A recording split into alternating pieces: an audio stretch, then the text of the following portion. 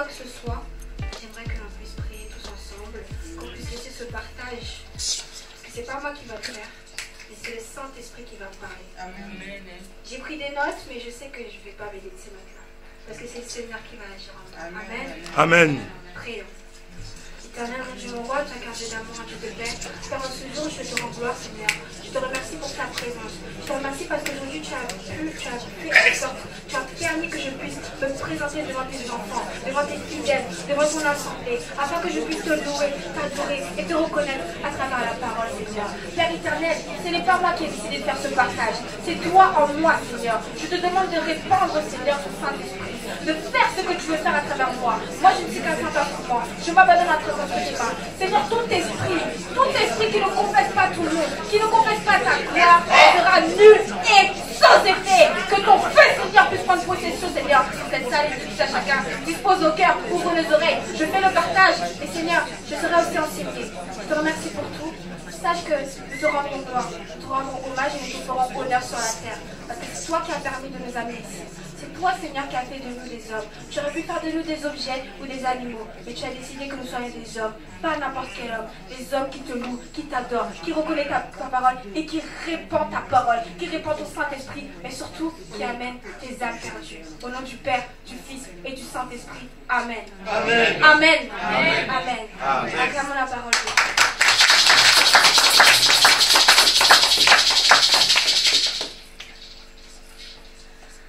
Alors, pour ce partage, j'ai trois grandes parties. Mais comme je l'ai dit dans ma prière, ce partage, je ne veux pas le faire toute seule.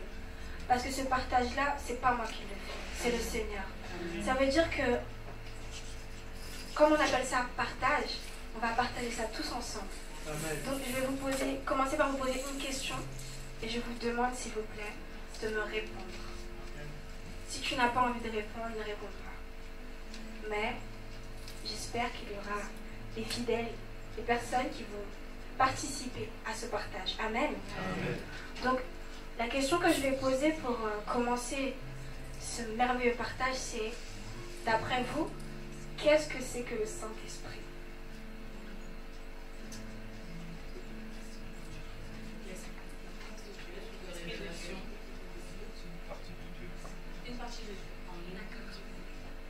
Amen. Amen.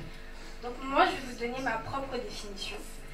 Je me suis aidée évidemment de la Bible, mais j'ai laissé parler mon cœur. Donc d'après ce que je sais, quand on dit le Père, le Fils et le Saint-Esprit, je comprends déjà que l'Esprit Saint, c'est une partie de Dieu. L'Esprit Saint a été présent depuis le commencement. Et c'est écrit dans Genèse 1, du verset 1 à 2, qui dit, je lis au nom de Jésus-Christ, l'Esprit de Dieu se mouvait au-dessus des eaux. Cela veut dire que c'est le troisième aspect de la dimension trinitaire. Le Père, le Fils et le Saint-Esprit. Amen. Amen. Le Saint-Esprit est omniprésent. Il est toujours là. Toujours présent. Et je sais aussi que le Saint-Esprit, c'est une force spirituelle. Pas n'importe laquelle. À travers ce Saint-Esprit, comment je peux vous expliquer ça? Pour moi, le Saint-Esprit, c'est comme une batterie. C'est une ressource. Et c'est à travers lui qu'on a cette relation avec le Seigneur. Parce que je sais que l'Esprit Saint, c'est une ressource, une énorme ressource. La seule ressource qui peut nous permettre d'être en relation avec le Seigneur. Sans lui, on ne connaît pas le Seigneur. Comme sans l'amour aussi, tu ne connais pas le Seigneur. Je ne connais pas le Seigneur. Il est important de connaître le Saint-Esprit. Avant de l'invoquer, avant de demander sa présence, nous devons savoir qui il est, à quoi il sert et pourquoi il est là. Pourquoi? Il y a un passage dans la Bible, dans Jean, je ne me rappelle plus, je ne vais pas marquer, désolée, qui dit, où le Seigneur Jésus nous dit qu'avant de partir, qu'il ne nous laissera pas orphelins, et qu'il va nous laisser cet esprit, ce consolateur-là, celui qui nous fait du bien. Quand on n'est pas bien, on l'invoque, ça va mieux. Quand nous sommes tristes, nous l'invoquons, ça va mieux. C'est lui qui nous donne la joie, c'est lui qui nous donne la force. C'est grâce à lui si aujourd'hui, on est là ensemble. Si aujourd'hui on ne fait qu'un seul corps dans cette église, pour pouvoir rendre gloire au Père. Amen. Amen. Donc, c'est à travers ce troisième aspect de la dimension de Dieu que notre Seigneur va agir. Mais comment va-t-il s'y prendre? Et ça, c'est mon grand but.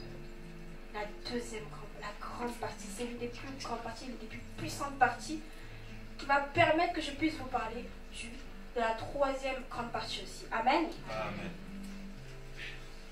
Alors, étant donné que mon partage de base se base sur Acte 3, pour pouvoir comprendre comment le Seigneur peut-il agir en nous, de quelle manière, je vais m'aider de ce passage où il y a la guérison du boiteux. C'est la première partie. Ce boiteux, c'était une personne comme nous, qui allait dans son temple adorer le Seigneur. Il avait la foi qu'un jour il serait guéri. Il était paralytique, il ne pouvait pas se lever. Mais Dieu l'a guéri. Comment? À travers sa foi. Qui a la foi ici? Amen. Qui a la foi? Amen. Si tu as la foi, le Seigneur te guérira. Amen. Amen. Le Seigneur te bénira. Amen. Le Seigneur te délivrera. Amen. Et tu iras tout au long de ta vie avec la victoire. Amen. Amen. Agathe! J'ai la victoire. Agathe! Agathe! Agathe! Victoire!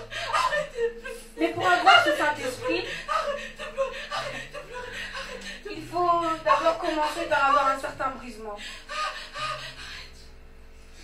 Lorsqu'on naît, lorsqu'on sort du ventre de la maman, on a déjà l'Esprit Saint. Ça veut dire qu'étant petit, on peut voir des choses quand on est bébé, jusqu'à l'âge où on commence à être conscient et qu'on peut produire des péchés. Amen. Amen. Mais lorsqu'on est, il y a aussi ce caractère qui était en nous. Un caractère que Dieu nous avait donné, mais que le diable va évidemment essayer de détruire pour pouvoir prendre place en toi.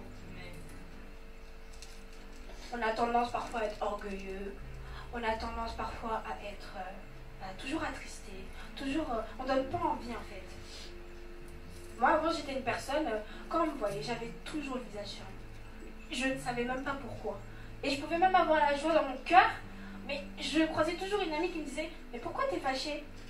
Et moi je lui dis « Mais je suis pas fâchée. » Et puis là je me souris « Je suis pas fâchée. » Et elle croyait que j'étais énervée. Mais pas du tout. Et moi je me rendais pas compte de tout ça. Et ça c'est à cause de l'ignorance. L'ignorance c'est... Il vaut mieux pas avoir l'ignorance dans sa vie. Quand on loue le Seigneur, quand on veut marcher avec le Seigneur, il faut que nous refusions l'ignorance. Amen. Amen. Mais comment faire ce cheminement? Qu'est-ce que c'est le cheminement? Eh bien moi j'ai compris à travers toutes ces méditations que tout un chacun peut faire, qu'en fait le Seigneur Jésus-Christ n'est pas seulement venu pour nous délivrer, nous arracher des ténèbres, pour nous redonner la vie. Mais sa vie, en fait, c'est l'exemple que l'on doit suivre. Amen. En tant qu'enfant de Dieu, quand on accepte le Seigneur comme Seigneur et Sauveur, on marche comme Jésus, on parle comme Jésus, on prie comme Jésus, on aime comme Jésus, on pardonne comme Jésus. C'est pour cela qu'à chaque fois, on dit que le Seigneur Jésus est parfait et que personne ne pourra l'égaler. Mais nous, en tant que roi sur terre, parce que nous avons été faits à l'image de Dieu. Donc si le Seigneur est le roi de rois, c'est que toi, tu es aussi roi. Tu as un héritage. Et pour avoir cet héritage, il faut le brisement. Il faut changer. Il faut chasser ce caractère-là qui n'est pas de nous. Ce caractère qui n'est pas de toi, qui n'est pas de toi aussi, qui n'est pas de moi et qui n'est pas de toi, pardon. Et demander au Seigneur en priant que le Seigneur puisse développer. Vous savez, c'est comme une graine. Quand on plante une graine pour, je sais pas, pour faire pousser des carottes par exemple, bah, on doit l'arroser. Qu'est-ce que c'est l'arrosement? C'est la prière. Amen. Il faut arroser ces plantes. Si tu n'arroses pas ces plantes, si je n'arrose pas ces plantes, il n'y aura pas de fruits. Et nous n'avancerons point selon la volonté de Dieu. On va croire, mais ce ne sera pas le cas. Ce ne sera pas la réalité. Parce que c'est ce que le diable fait. Il nous mène à chaque fois dans la perdition. Et on a tendance à croire que oui, c'est Dieu. C'est Dieu. Mais non, c'est pas Dieu. Parce qu'il n'y a pas eu ce brisement. Sans ce brisement, le Seigneur ne peut pas prendre place en nous. Le Seigneur ne peut pas nous conduire dans le sentier de sa droiture. Il ne peut pas. C'est soit on est tout froid, soit on est tout chaud. Si on est au milieu, c'est la pire des choses. Quand on est au milieu, c'est comme si on était coupé en deux et que d'un côté, il y a l'armée de l'Éternel et l'armée ténébreuse qui se bat, qui se bat, qui se bat. Mais à un moment donné, on va exploser. On va exploser. Vaut mieux éviter ça. Je pense que nous sommes tout à chacun capables de changer. On est en novembre. Il reste encore un mois avant de commencer cette merveilleuse nouvelle année, l'année 2020. Cette année 2019, si on l'a passée, c'est grâce au Seigneur. Mais à travers tous ces partages, à travers tout ce que nos pères nous enseignent, à travers ces chants, à travers ces prières, on a quelque chose à aller chercher. Allons le chercher avant l'année 2020. Parce que moi, j'ai la foi et la ferme assurance que cette année 2020 va être une année de victoire. Amen. Amen. Croyons en notre Seigneur. Il est puissant. Il est fort. Toujours, moi, quand j'écoute des gens chanter, quand j'entends les gens parler, les gens prier, je me dis, mais waouh, le Seigneur, il est fort. Il est grand. Il est tellement grand. Il est tellement miséricordieux. Il aurait pu nous laisser comme ça, sans l'Esprit Saint. Mais il a fait descendre son fils unique. Et c'est comme s'il avait vendu pour nous racheter aussi. Donc nous, en tant que rachetés, donnez-lui notre vie. Tout simplement. Amen. Amen. Après ce cheminement, c'est-à-dire ce brisement, suivre ce que Dieu a fait, demander au Seigneur, agis en moi, agis en moi, agis en moi, Seigneur. Si tu demandes, il va te donner. Si je demande, il va me donner.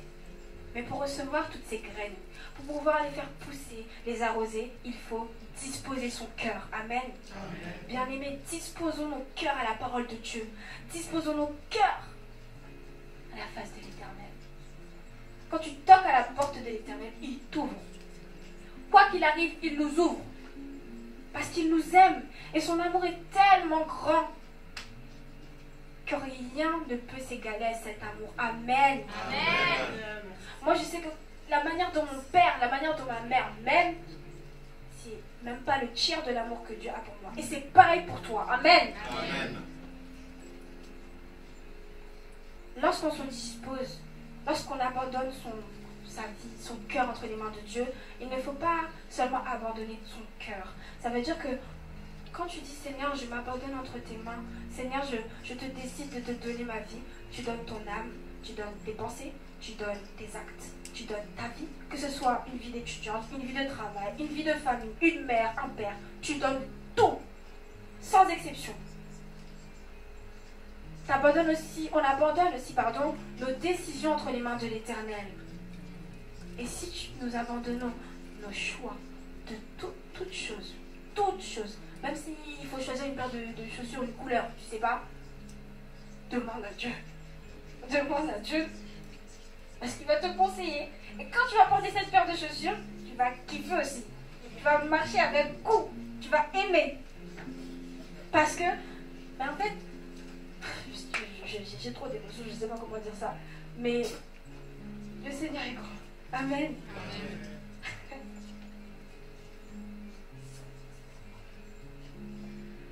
Pour que le Saint-Esprit puisse agir aussi dans nos vies, il y a un élément qui a l'air très petit quand on le dit, mais c'est énorme. Et c'est ça qui permet que le Seigneur va agir dans ma vie et dans vos vies. Amen. C'est la foi. La foi, la foi, la foi, la foi. Ayons la foi en notre Dieu, malgré toutes les persécutions. Parce que Jésus nous a dit avant de partir, je n'ai pas été aimé, tu ne seras pas aimé, puisque tu suis mon chemin. Donc on va te détester. Malgré les persécutions, ayons la foi. Ne doutons pas. C'est facile à dire, mais c'est pas facile à faire. C'est vrai. Mais c'est ce petit truc-là qui n'est pas facile à faire qui va faire que toute ta vie, c'est-à-dire du jour où tu demandes au Seigneur de t'exaucer jusqu'à la fin de tes jours, il aura la victoire. Amen. Amen. Mais la foi, qu'est-ce que c'est que la foi? Pour vous, qu'est-ce que c'est que la foi?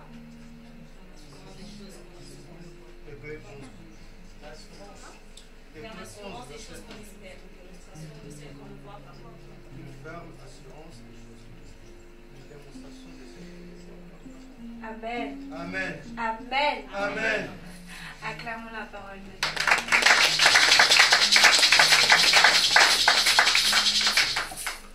Donc pour moi, avoir la foi, c'est une attitude à avoir envers Dieu. C'est avoir confiance en tout ce qu'il dit. Ça veut dire que si, par exemple, aujourd'hui, Dieu me dit quelque chose, me parle à travers des songes ou autre, ça peut s'exaucer dans 10 ans. Mais pour que ça s'exauce, il faut que j'ai la foi. Il faut que j'ai cette confiance. Amen. Amen. Mais cette foi aussi, elle ne se demande pas seulement. En fait, elle s'exerce en fait. À travers ta parole, tu montres que tu as la foi. Dans ta manière de parler, dans notre manière d'agir, de faire les choses. Quand tu fais quelque chose et que tu décides quelque chose, tu le fais avec foi. Parce que c'est le Seigneur qui nous donne cela. Si tu ne demandes pas au Seigneur, nous n'aurons jamais la foi. Et si tu n'as pas la foi, on n'a pas de vie chrétienne. Parce que c'est ça la base. C'est ça la graine à avoir. C'est de là que tout commence. Amen. Amen.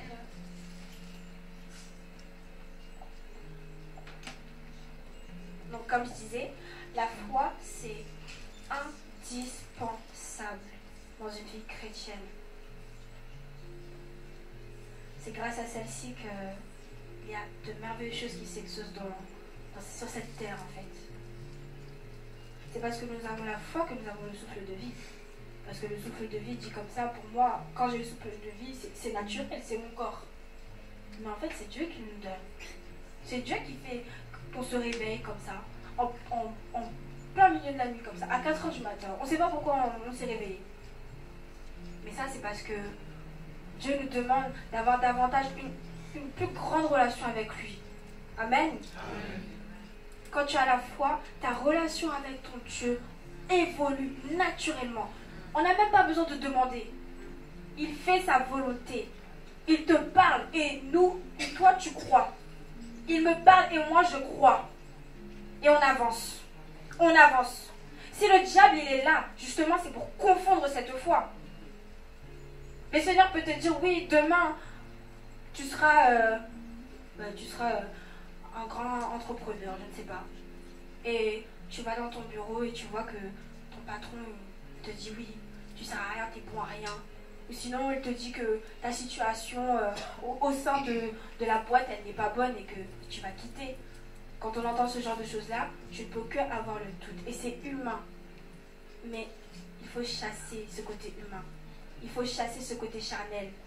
Parce que si nous gardons ce côté charnel, le Seigneur ne pourra pas agir. La chair, c'est le contraire de l'esprit. C'est-à-dire que la chair, c'est dans cette dimension diabolique. Mais l'esprit, c'est dans la dimension de Dieu. Ce sont les contraires. Amen. Amen. Brisons cette chair-là. Cette chair qui fait que parfois on a des pensées mauvaises, qui viennent d'un coup comme ça. Oh, elle est mal habillée. Oh, elle n'est pas belle. Oh, son mec, il est trop beau pour elle. oh, je ne sais pas, elle a trop d'argent, elle gaspille son argent pour rien. Chassons ces mauvaises pensées. Chassons-les de notre vie, de notre milieu de vie, parce que notre milieu de vie, c'est là où Dieu réside. Là où nous dormons, c'est là où Dieu réside. Amen. Notre corps est une église, Amen. Un temple. Nous ne pouvons avoir de mauvaises pensées de la sorte. C'est ça qui fait chasser le Saint-Esprit. C'est ça qui fait partir le Saint-Esprit. Parce que là où l'Esprit de Dieu règne, le diable ne peut pas venir prendre le dessus. C'est impossible. Si nous prenons le psaume 2,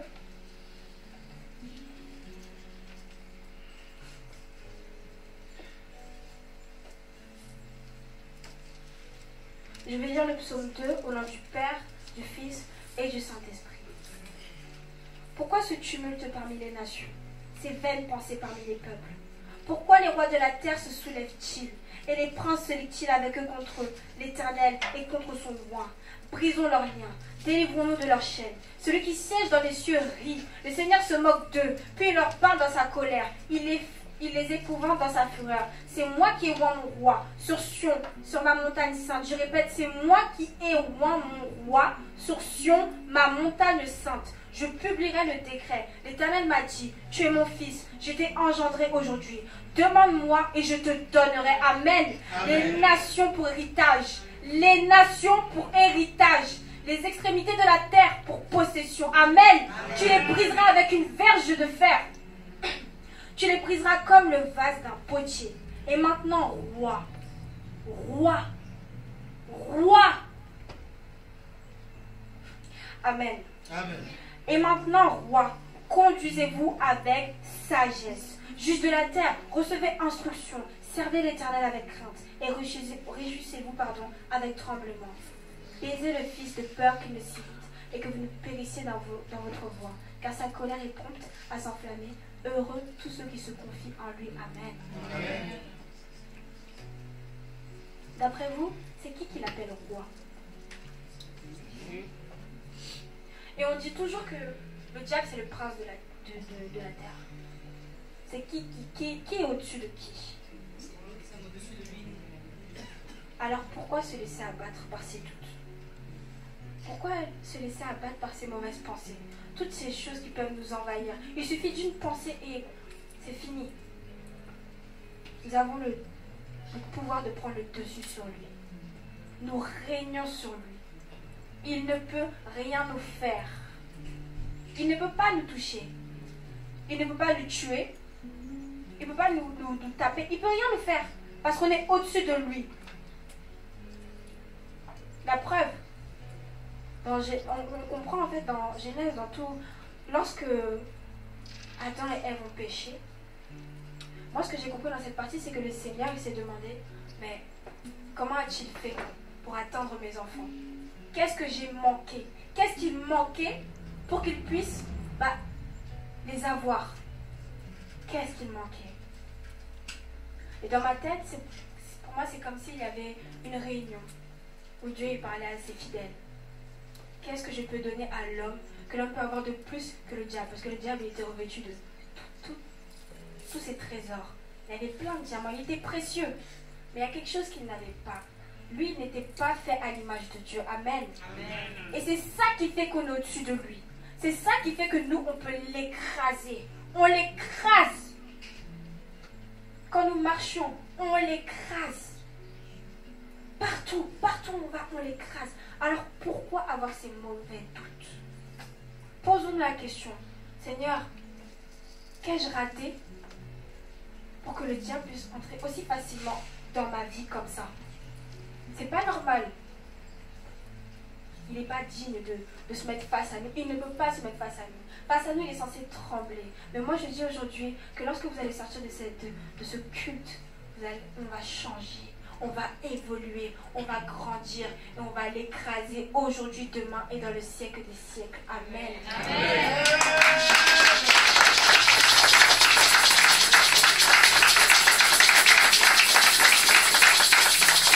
Amen. Comment allons-nous l'écraser? À travers la persévérance. Amen. Amen. La persévérance. persévérance. C'est la clé de toute chose. C'est la clé de toute bénédiction. C'est la clé de toute chose dans nos vies. Comment on a fait pour avoir le bac? Ah, on persévère. Les notes, on persévère. Même si ça ne marche pas, on persévère. Alors pourquoi quand il s'agit de choses mondaines, on arrive à persévérer, mais quand il s'agit de Dieu, tout d'un coup il y a un doute? C'est parce que le diable il sait que si nous nous levons et que nous décidons vraiment de briser tous ces doutes, il ne pourra pas régner. Il ne sera même plus le prince. Un simple individu écrasé par des rois. Amen. Amen.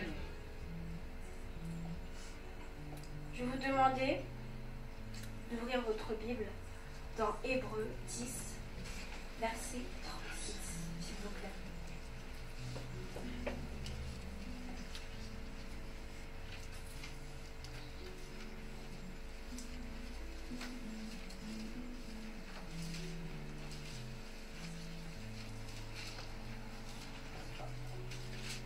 Vous y êtes?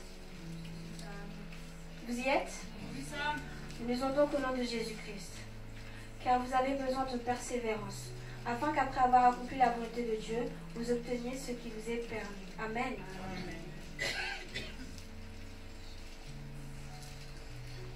À travers la persévérance, on a tout ce qu'on veut.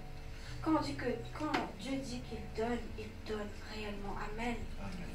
Et c'est à travers cette persévérance-là que Dieu il va voir, oh mon fils, oh ma fille, fais tant d'efforts pour que je sois dans sa vie, fais tant d'efforts pour avoir ceci ou cela, je vais lui donner. Amen. On a tendance parfois, par exemple, lorsqu'on veut quelque chose et qu'on voit qu'il y a un mauvais début, on a tendance à abandonner. On a souvent tendance à abandonner. Et ça, c'est pas la bonne clé. C'est pas la bonne clé. Nous, on est des rois. Ça veut dire que devant nous, le Seigneur, il dresse une table. Il ondule notre tête et notre coupe déborde. Amen.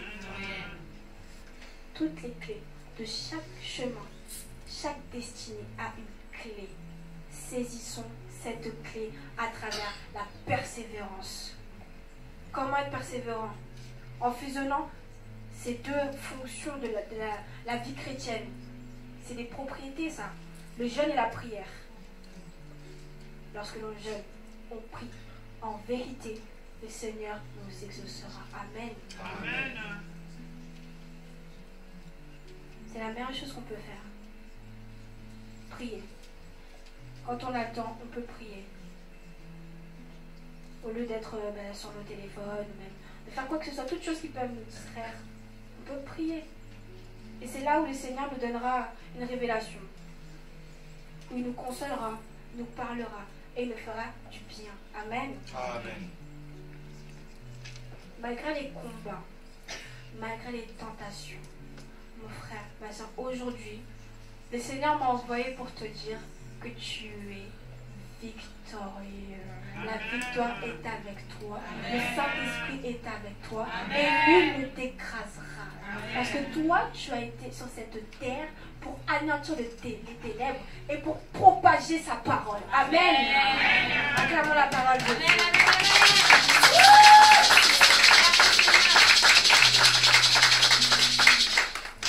Et c'est de ça dont je voulais vous parler dans cette troisième et dernière partie. Et la deuxième partie de Acte 3, c'est le discours de Pierre. Qui est Pierre? Là, c'était une personne qui était remplie de lamentation. Il se lamentait à chaque fois. Il est même allé jusqu'à renier 3 fois le Seigneur. En temps normal, si quelqu'un de nous nie le Seigneur, c'est très grave. Mais quand je vous dis que le Seigneur est miséricordieux et grand par sa force, il l'a pardonné. Et il a fait de lui un apôtre. Un apôtre.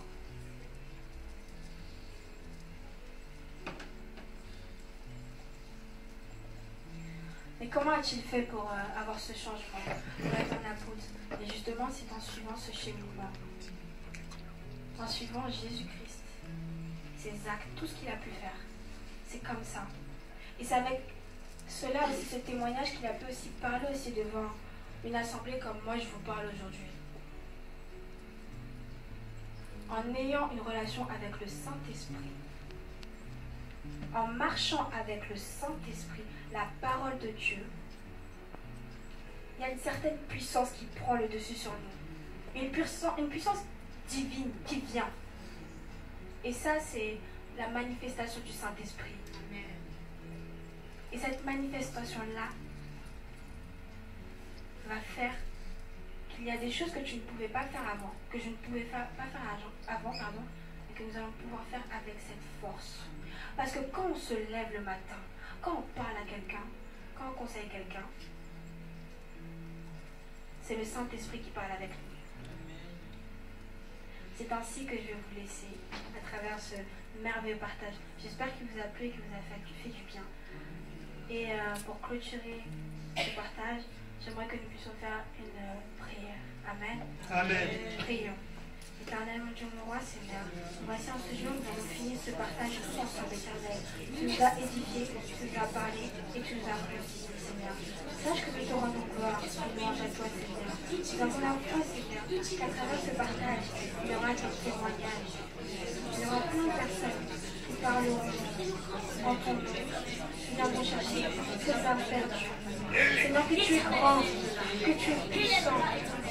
Seigneur, agis. Ouvre les écluses des cieux. Parle à travers tout à chacun. Gloire te soit rendue aujourd'hui, demain, dans les siècles. Et tout au long de notre vie. Exauce nos prières, Seigneur. Tu as ouvert nos oreilles. Tu as ouvert nos cœurs. En ces temps-ci, tu fermes nos oreilles, tu fermes nos cœurs. Et ces paroles que tu as dites à travers moi vont gerber. Parce qu'ils vont arroser ces paroles avec les prières. Merci Seigneur. Gloire te soit rendue aujourd'hui, demain, dans les siècles des siècles. Amen.